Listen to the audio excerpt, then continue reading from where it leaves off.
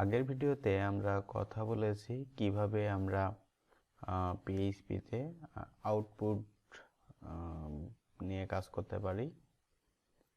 তো আমরা দুই ধরনের মেথড সেখানে শিখেছি যে আমরা ইকোর মাধ্যমে আউটপুট করতে পারি এবং প্রিন্ট ব্যবহার করেও আমরা কাজটা করতে পারি। আজকের ভিডিওতে আমরা কথা বলতে যাচ্ছি পিএইচপির স্ট্রিং নিয়ে। এটি খুবই ইম্পর্ট্যান্ট একটি টপিক, কারণ আমরা যদি কোনো প্রজেক্ট নিয়ে কাজ করি সেক্ষেত্রে আমাদের অনেক স্ট্রিং নিয়ে কাজ করতে হবে। তো স্ট্রিং বলতে আসলে পিএইচপিতে কী জিনিস? স্ট্রিং বলতে আসলে হলো যে অনেকগুলো লেখা, যেমন একটা সিম্পল যদি আমি এ অথবা বি অথবা সি বলি, তাহলে এই জিনিসগুলোকে আমরা সচরাচর প্রোগ্রামিংয়ের ভাষায় ক্যারেক্টার বলি।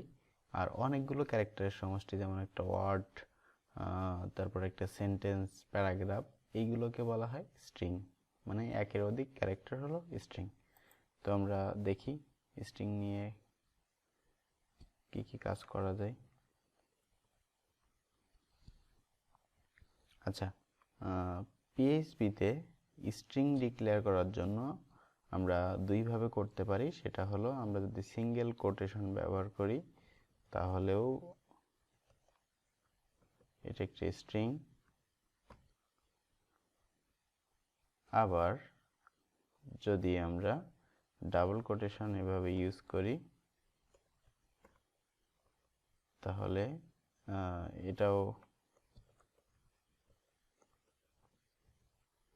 একটা স্ট্রিং।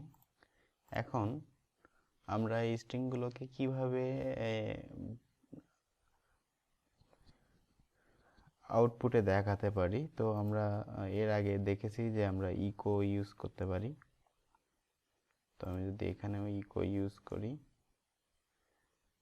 তাহলে আমরা যেটা দেখতে পারবো, একটু আউটপুটটা দেখি। দেখেন দিস ইজ স্ট্রিং এবং হ্যালো ওয়ার্ল্ড কথাটা চলে আসছে। তো আমরা যেটা করতে পারি সেটা হলো আমরা চাইলে এগুলোকে একটা ভেরিয়েবলে স্টোর করতে পারবো।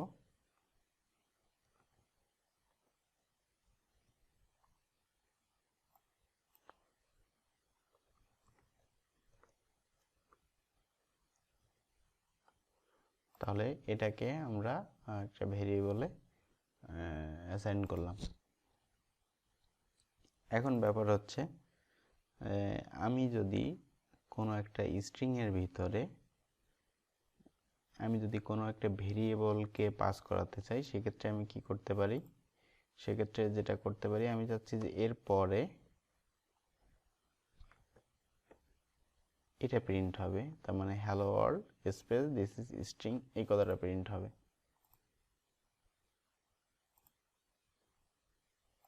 আচ্ছা, এটা যেহেতু আমি আরেকটা ভেরিয়েবলে রাখছি সেহেতু এটা কাজ করেনি।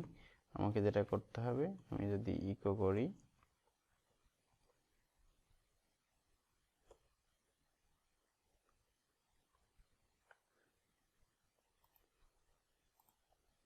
তাহলে আমি দেখতে পাচ্ছি hello world this is string, এটা চলে আসছে। কিন্তু যদি আমি এই ক্ষেত্রে আমরা দেখলাম যে সিঙ্গেল কোট এবং ডাবল কোট দুটোই আসলে স্ট্রিং মিন করে, কিন্তু এখানে যদি আমি ডাবল কোটের পরিবর্তে সিঙ্গেল কোট দিয়ে দিতাম তাহলে ব্যাপারটা কি হতো?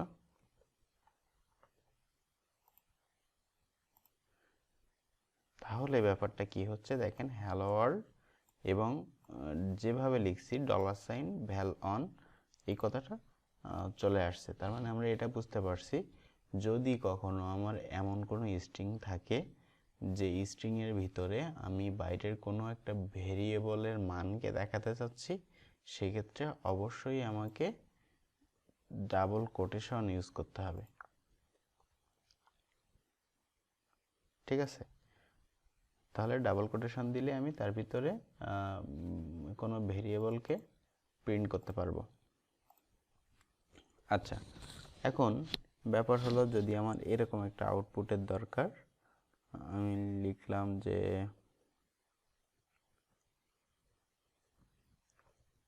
সাপোজ স্টেটমেন্ট, তাই লিখলাম। আচ্ছা, এখানে একটা নাম হবে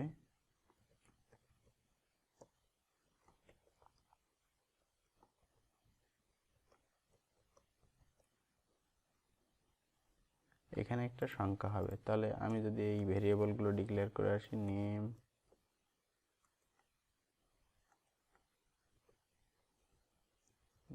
ইকুয়াল টু সাম নেম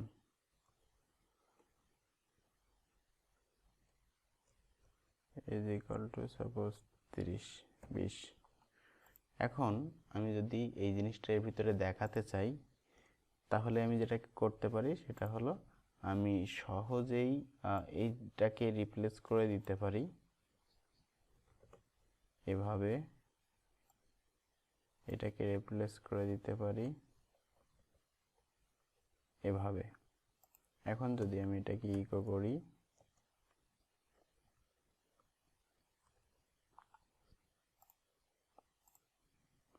আচ্ছা, তাহলে আমরা দেখতে পাচ্ছি যে এই লেখাটা চলে আসছে, my name is some name and my age is. এখন ব্যাপার হলো, যদি আমি চাই, আমরা গত ক্লাসে শিখেছি যে কিভাবে আমরা কনক্যাট করতে পারি। তো আমরা যদি কনক্যাট জিনিসটা ব্যবহার করতে চাই, তখন আমরা কি করতে পারি, আমি চাচ্ছি যে এখানে কোনো একটা অপারেশন এক্সপ্রেশন আমি লিখব, যে শুধু আমার ভেরিয়েবলের মানটা না, কোনো একটা এক্সপ্রেশন আমি লিখব। সাপোজ আমি চাচ্ছি যে নেম ইকুয়াল টু যদি এইটা হয়,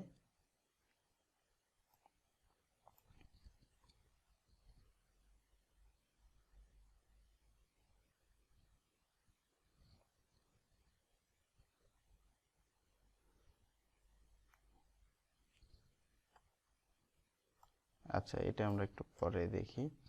তো আমি এই ধরনের যদি কোনো অপারেশন চালাতে চাই যে এটা কি এত বেশি কিনা কম কিনা, ঠিক আছে, সেক্ষেত্রে আমরা কিভাবে কি করতে পারি। তো ব্যাপারটা হলো, আমরা যদি কনক্যাট ব্যবহার করতে চাই, তাহলে আমরা কি করতে পারি, আমরা এইখানে এই যে ডাবল কোটেশনটা শেষ করে দিতে পারি, দিয়ে এর সাথে ডট দিতে পারি, দিলে আমার এই স্ট্রিংটার সাথে এই ভেরিয়েবলটা কনক্যাট হয়ে গেল। এবার যেহেতু কনক্যাট হয়ে গেল এই পর্যন্ত ঠিক আছে, কিন্তু এই পরেরটুকু তো আর স্ট্রিং হিসেবে থাকলো না। সেক্ষেত্রে আমি কি করতে পারি, এখানে আরেকটা ডট দিলাম, দিলে এটার সাথে আবার কনক্যাট হলো, তার সাথে একটা স্ট্রিংকে কনক্যাট করব। তো সেই স্ট্রিংয়ের ভিতর যে লেখাটা আছে, এখন আমি চাইলে এটা এখানে শেষ করে একটা ডট দিয়ে, শেষে যেহেতু আর কিছু নাই, আমি এটা উঠাই দিতে পারি। তাহলে দেখেন একই কাজ করবে, কিন্তু এর ভিতরের টুকু হলো ডিরেক্ট স্ট্রিং, আর এখানে হলো আমার ভেরিয়েবলের স্ট্রিং। আমার ভেরিয়েবল থেকে ভ্যালুগুলো এখানে বসে যাবে এই স্ট্রিংয়ের সাথে। দেখেন আমি যদি একটু রান করি, তাহলে সেম আউটপুট।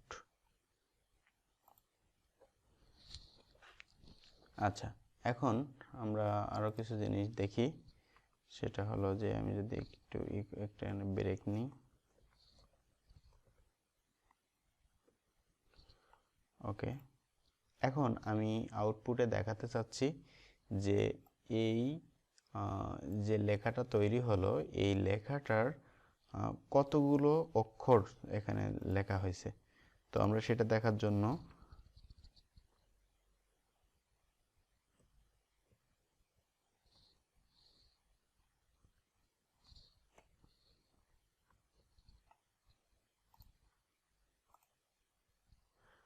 str লেন্থ ফাংশনটা যদি আমি ব্যবহার করি, তাহলে আমি দেখব এখানে 35 দেখা যাচ্ছে। তার মানে এই যে টোটাল যতগুলো লেখা এখানে হয়েছে, সেটা হলো 35টা অক্ষর। ঠিক আছে, আমি যদি চাই যে আমি নেম কথাটা, মাই নেম, এই কথাটা চেঞ্জ করে অন্য কিছু করব, তাহলে আমি কি করতে পারি, তাহলে আমি আরেকটা, আচ্ছা এটা থাক, তাহলে আমি আরেকটা মেথডকে ইউজ করতে পারি, str রিপ্লেস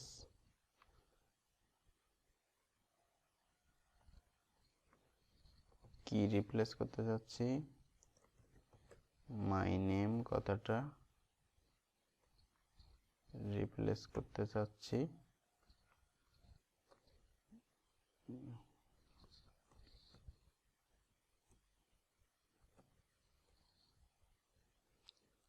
এটা দিয়ে। আর এটা কোথায় অ্যাপ্লাই করতে যাচ্ছি সেটা আমাকে বলতে হবে। এটা অ্যাপ্লাই করতে যাচ্ছি stmt এই ভেরিয়েবলের উপরে আমি এই মাই নেম কথাটাকে রিপ্লেস করতে চাচ্ছি মাইসেলফ দিয়ে। এখন যদি আমি রান করাই তাহলে দেখব যে মাই নেম ইজ নেই, সেটা আর নেই, মাইসেলফ ইজ এটা হয়ে গেছে। এছাড়া স্ট্রিং নিয়ে আরও অনেক কাজ করা যায়। আমি যদি চাই যে এখানে কতগুলো ওয়ার্ড আছে কাউন্ট করতে, আমি যদি চাই যে এখানে আরও অনেক কিছু করতে, সাপোজ সবগুলো বড় হাতের হয়ে যাবে, সবগুলো ছোট হাতের হয়ে যাবে, এরকম কাজ করতে, তাহলে এরকম অনেক অনেক ফাংশন আছে স্ট্রিংয়ের জন্য, অনেক অনেক ফাংশন আছে। তো আমরা সেগুলো আস্তে আস্তে ব্যবহার করতে করতে দেখব। সেই পর্যন্ত সবাই ভালো থাকেন, দেখা হবে পরের ভিডিওতে।